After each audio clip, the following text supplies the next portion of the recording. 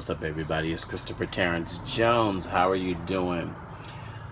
I just wanted to take a little bit of time, as I'm looking at YouTube, I'm looking at Facebook, I'm looking at Twitter, and I'm just looking at various comments about the Starbucks situation. And we all know what happened at Starbucks, where the two black men were sitting in Starbucks, and it has been now that reported that they were there for 2 minutes before the manager called the police, and eventually they ended up being arrested. So what's getting me and what's concerning to me is that when I'm reading the comments, people perceive things differently. People look at things totally different from one another, and how as a black man I may see something a white person or an Asian or somebody else may see something totally different. And so just as I'm going through the comments, I just want to read a few of the comments and just kind of see where are we off on things. So we all know that people use Starbucks to meet, as a place for meeting places. If you don't want to go to an office, you meet at a Starbucks. They have internet, they have a big place. Their website suggests that you come, hang out, meet there, and that's open. So I, for one, have arrived, gotten to Starbucks, sat down, and waited for somebody before I ordered. We all have done it. We all have done it. Nobody is not completely where they haven't done this. Yes, they have done this. But I just want you kind of to hear some of what's being said on, different comments and stuff. So this is just a few. Well, if they weren't buying nothing, it's kind of understandable. Should have just brought a small coffee or something to avoid all this bad word. Is that hard? You get arrested when you don't listen to a manager and the police. What idiots for causing so much trouble for normal people who are there to have coffee. Also, who the blank goes to a meeting in sweatpants? One of the fascinating things about this incident is how it draws out actual racist people all over the internet. For the trespassing defense used by a racist below, okay. Then all the coffee shops and restaurants from now on put signs at the door to say, "Do not trespass." I want to see how will the business turn out when you're broke and looking for a quick lawsuit to get money. It's a business and not a bus stop. Buy something or leave. Ridiculous. So, as you can see, that's just some. Here's one. White people get arrested every day for loitering, but somehow it doesn't make the news ever. Oh.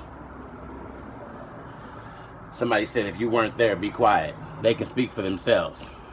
So it just goes into this whole thing that we all look, because of race, we look at things differently. And it's really a lot of underlying racial issues, and no matter how far we've come, we still have a long way to go. And this is what I really need people to understand, that we all live here. Everybody is here. Nobody is trying to take anything from you. We're all just trying to live our lives. And so to you racist, if you're unhappy with what's going on here, then you move away to Siberia, to the middle of nowhere, and then it'll just be you there, and you could be happy. Because we need to have real conversations.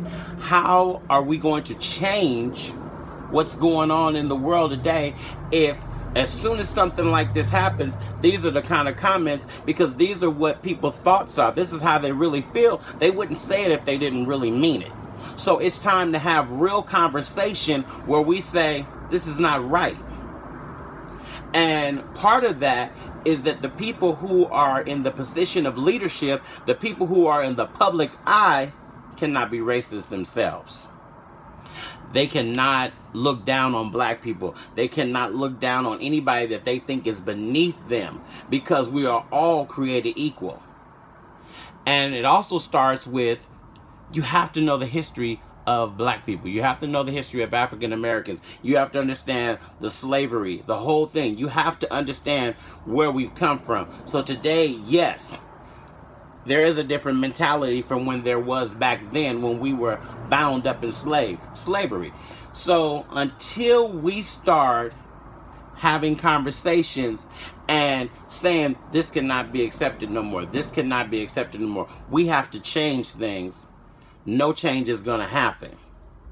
So when you're looking at comments, when you're looking at like Facebook, Twitter, and all of that, think about what you're going to say before you comment, because you say you're not a racist, but then we see your comments, because everybody sees your comments then, and usually what happens is they usually go viral. The dumb comments is always the ones that go viral. Those are the ones that blow up on the internet.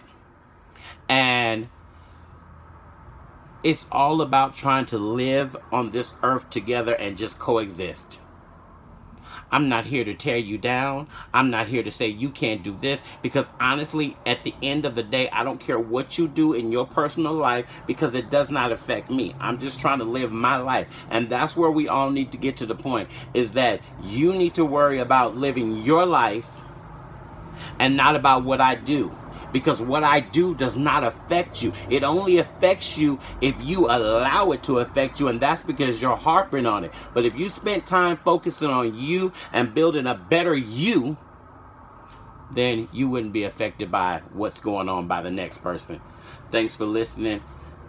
Christopher Terrence Jones, aka Mr. Chris T. Jones. Thanks for following. Make sure you hit that like, subscribe, share, post, tell your friends, and I would love to hear your comments. Talk back. I do respond. I will get back with you. Thanks for watching.